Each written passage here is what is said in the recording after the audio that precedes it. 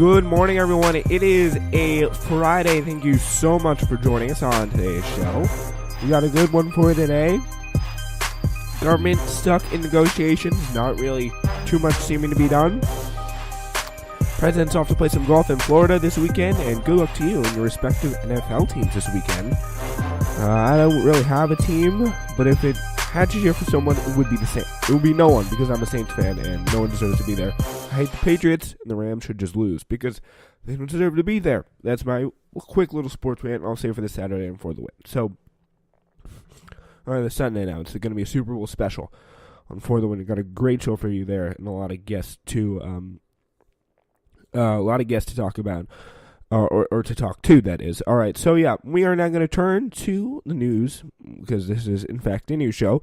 So what we're going to be talking about today is, we're starting with, on the Hill, it's Groundhog Day.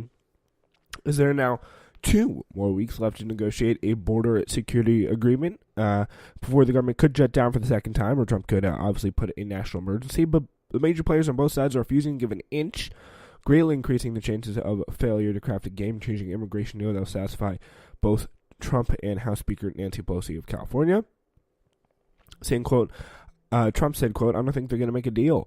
He said that yesterday in the Oval Office, uninterested in at least even pretending the bipartisan group of House and Senate negotiators will successfully resolve the messy border wall standoff he started. I see what's happening. They're all saying, oh, let's do this, but we're not giving one dime to the wall. That's okay. I really think there's places you could go. Smart wall, increased border technology, a lot of border security. I think they could go, but the word wall for the Democrats is poison, and for Trump, it's a necessity. So it's a difference. So he said also, but if they're not going to give money for the wall, it's not going to work. And if it's not going to work, then politicians are really wasting their time. And on late Thursday, Trump said in his clearest terms yet that he vowed he didn't need Congress to build the wall, suggesting he was ready to declare a national emergency if his signature campaign pledge did not get funded. So he said to Peter Baker and Maggie Haberman, I'll continue to build the wall and we'll get the wall finished. Now, whether I declare a national emergency, that you'll see. Ooh, it's exciting. Speaker Pelosi said there's not going to be any wall money on the legislation in a news conference on the other side of things. But here's the semantics game they're playing. The Speaker said enhanced fencing could have a role in a comprehensive border security solution, adding that if the president wants to call that a wall, he can call that a wall. And let's be real. Let's be totally real here. If he said we're building a wall and it was just enhanced fencing, they would believe him. Like, they would totally believe him. They wouldn't be like, oh, well, it's just enhanced fencing, sir. If he said it's a wall, then all his voters, maybe not like whiny grouches like Ann Coulter, would be like, we need more wall. But if it was enhanced fencing, if you call it enhanced, like if it was really enhanced fencing, but Trump called it a big, beautiful wall, like there's no one who wouldn't believe him in his base. So, yeah. Pelosi's left flank, who she's done a skillful job of handling up to this point, is going a step further. In a Dear Colleague letter first obtained by the Daily Beast Gideon Resnick and Tam Brody, Reps Ayanna Pressley, Alexandria Ocasio-Cortez, Rashida Tlaib, and Ilhan Omar, those little trouble causers, I love them, obviously, urge their colleagues to reduce spending for the Department of Homeland Security in any funding bill that would be part of an immigration deal, saying, we've seen a rampant spending on detention facilities for young children. The deal reached by the conference committee should not allocate any additional funding for this department or to the ICE or CBP agencies. The upcoming FY 2020, fiscal year 2020 budget process will be a critical opportunity to take up the conversation about reforms to the agency. In the meantime, not another dollar. So both sides seem pretty entrenched at this point, although anything can happen over the next 15 days. But in Times interview, Trump signaled that he would have no problem declaring national emergency if he doesn't get what he wants from Pelosi, saying, quote, I think Pelosi is hurting our country really badly by doing what she's doing, and ultimately I think I've set the table very nicely. He made no intention of closing the government again, a move that backfired him. Made no mention of closing the government again, a move that backfired on him spectacularly the first time around, but instead suggested he plans to declare a national emergency to build a wall, saying, quote, I've set the stage for what I'm going to do. So, yeah, probably someone told him, was like, you have to set the table for closing national emergency. And he's like, yeah, see, I've set the table. Because, I don't know. That seems like, I don't know. I really don't know anymore. All right, so, yeah, so let's see. Let's go by the numbers here. None of the Trump intelligence chiefs, it's 5-0, who testified about global threats before Congress this week mentioned a security crisis at the southern border. That's an important thing that Democrats could really latch on to if he does decide to declare a national emergency. Trump's national drug control strategy, which was released yesterday, does not explicitly call for the construction of a physical wall to curb illicit drug trafficking across the border. And most Americans are opposed to the wall and are specifically opposed to Trump getting his powers to get one, using emergency powers to get one. 1/3 of Americans would support the President Trump declaring a national emergency to use military funding to build a border wall. Nearly twice as many would disapprove of this move, at 64%. So yeah, it pretty much just shows you, it kind of reflects perfectly really with his popularity ratings at the time, because, I mean, most people support him. Like, pretty much all the people who support him support a wall, and that's pretty much what they need. So, nevertheless, the GOP, always the GOP with their random polls that they see somehow, and they have, that no one else has. A GOP Hill staffer texted the Washington Post, immigration polls through the roof for us. Okay. All right, bud. At the White House, we have some very interesting highlights from the interview that Maggie Haberman and Peter Baker did with President Donald Trump on the Mueller probe.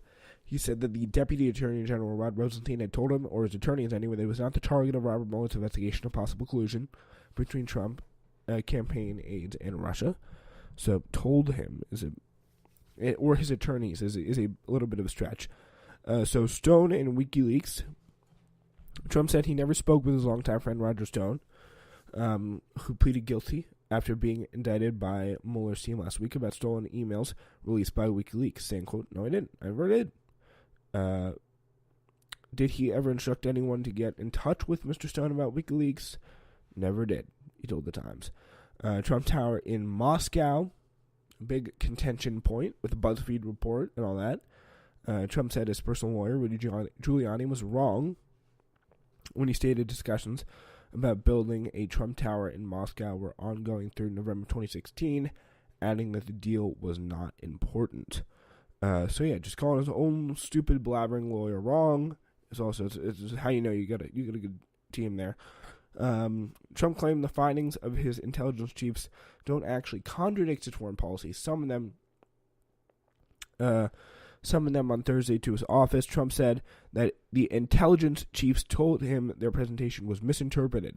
They say, "Sir, our testimony was totally mischaracterized."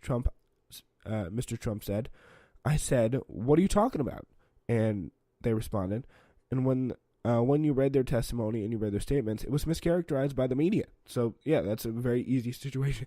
It's a pretty easy thing for them to convince him of, because he hates the media.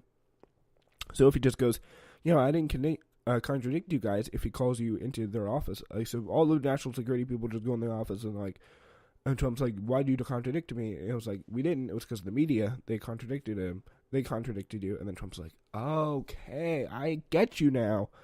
It makes more sense. Yeah, so stupid lying media. Am I right? Yeah, so a little bit of a sigh of relief for Donald Trump Jr. Senate investigators obtained new information about a key question regarding Don Jr. That he organized in order to obtain Russia dirt on Hillary Clinton.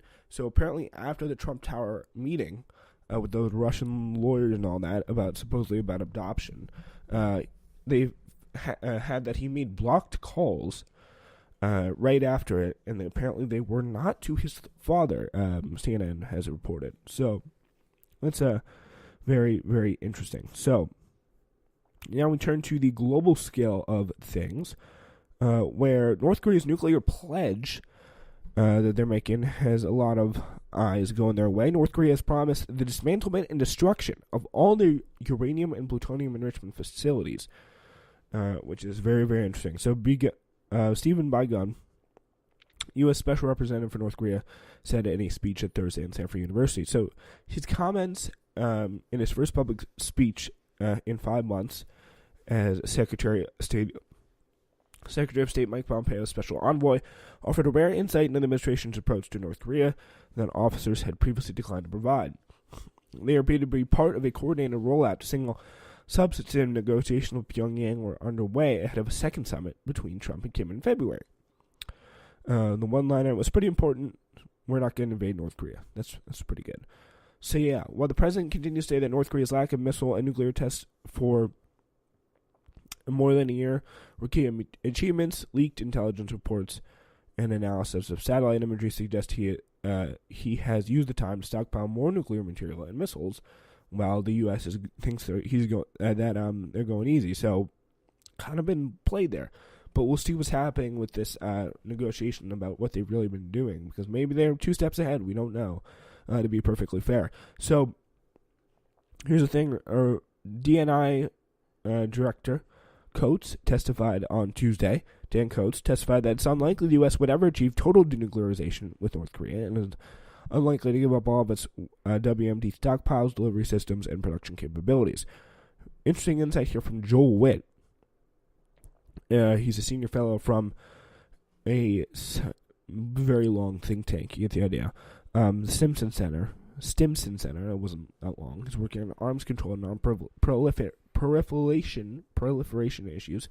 Keeping the North Korea challenge in perspective is hard to do, particularly when a president who has talent for shooting himself in the foot when it comes to make exaggerated claims about what he's accomplishing with North Korea. While the U.S. intelligence community's technical collection capabilities are unrivaled, the intelligence community is not always right when it comes to predicting what North Korea will do. And he's got a point there. Definitely got a point. Meanwhile, on the other hand, NBC's News' Courtney Cube, Josh Lederman, and Carol E. Lee learned that a draft of the Pentagon report warns that without continued pressure, ISIS could regain territory in 6 to 12 months. According to 2 U.S. officials familiar with the draft, the memo is expected to be released early next week. So, yeah, that's another whole dynamic to watch on this this troop withdrawal issue. Majority Leader Mitch McConnell and a majority of GOP senators on Thursday rebuked Trump's decision to withdraw U.S. troops from Afghanistan and Syria by voting to declare that the Islamic State's presence and activity in both countries continue to pose a serious threat to the United States. So, yeah, very interesting rebuttal here that not really going to do anything, because I don't think he can stop him, which is pretty incredible. Interestingly enough, though, nearly every Senate Democrat expected to run for president in 2020 voted against the amendment, which shows you that they know that their base is anti-interventionist and want to get out. They want to get out of the wars, and I feel very strongly aligned with them, and that's very interesting. So, very, very interesting stuff. So, 68 to 23 was the final vote count there. So, Secretary of State Mike Pompeo is expected, by the way, to announce that he's withdrawing from the Intermediate Range Nuclear Forces, or INF Treaty, today, according to the Associated Press. That's just in that we got there. Trump told the New York Times that he's running an election next year for a re-election next year because he, quote, loves this job. That's interesting. Senator Cory Booker, closer to announcing, Senator Elizabeth Warren had to apologize, and David Leonard made an interesting point about the Howard Schultz coverage. So, yeah, Trump expects admiration for Kamala Harris, saying, quote, I would say the best opening so far would be Kamala Harris, pronouncing it Kamala. Kamala Harris. Folks, Kamala Harris. Very good. Yeah, sorry.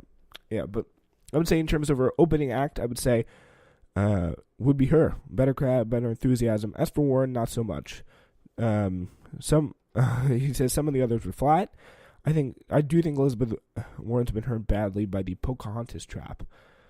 So yeah, that's all very joyful. So yeah, per Ryan Grimm, Elizabeth Warren will make her presidential campaign with a major speech and announcement on February 9th, according to sources with knowledge of the plan. The announcement will convert her current